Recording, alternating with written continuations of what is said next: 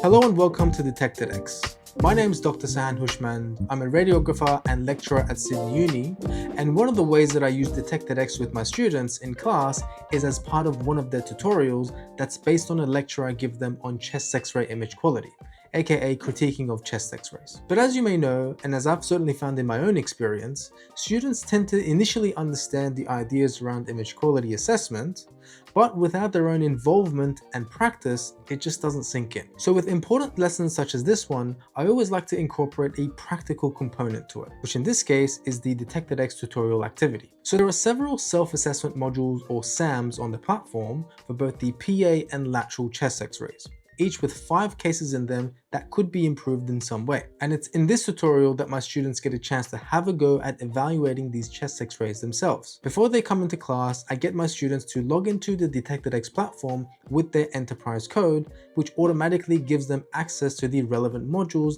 that they need in my class. The students then open up the cases and go through the X-rays in that set, where they can manipulate the images using the tools that replicate what's out there clinically, which includes the standard pan, zoom, and window width and level controls, aka changing the contrast and brightness. And as they do this, they're answering the nested questions on the right hand side based on their evaluation and critique of the chest X-ray. This really helps them to solidify and put everything together that I've taught them in the lecture on image critique, because once they've submitted their responses to their questions for each case, they're then able to go back and see what they got right and what they got wrong. I've found that once they're able to have a go themselves, to interact and manipulate the images themselves, the concepts really start coming together nicely. I've done this for a number of years now, and they really do seem to get a lot of value out of this activity. And that's how I use DetectedX with my students. And this was just one of the ways.